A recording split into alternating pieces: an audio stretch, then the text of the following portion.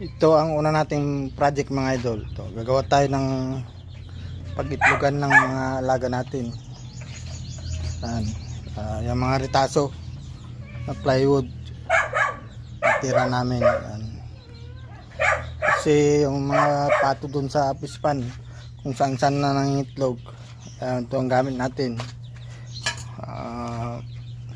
Tape measure saka mga pako saka martilyo. Yan. Yan yung sukat ng butas. Ang luwang niya 15 by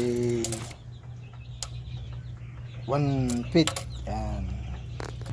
Yan. Magpuputol tayo ng 30 mm para sa side na dingding. Yan.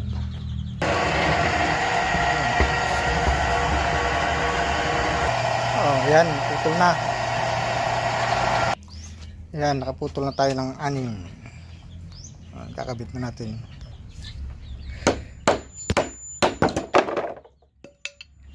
Ayan, nilagay na yung isang dingding. Ito na naman, wala.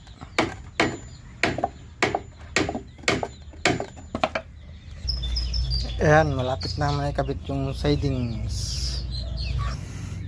Ayan, nilagay na yung sidings. Bali ilang butas? 1, 2, 3, 4, 5, 6 na butas. Ayan.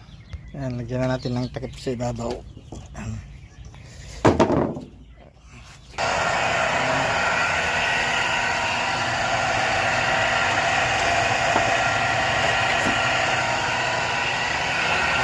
Lagyan na. Ayan yung takip sa ibabaw. Ayan.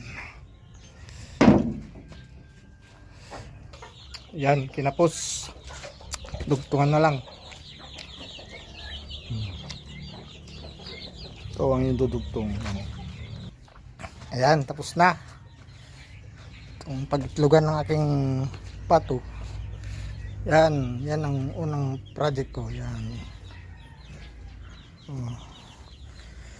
Yan.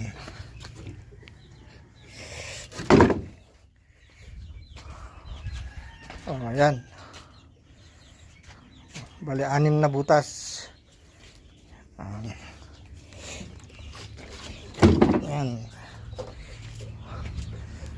Wala nang takip sa likod, sa dingding na lang, pagilid na lang sa dingding. Yan. Thank you mga idol sa panonood.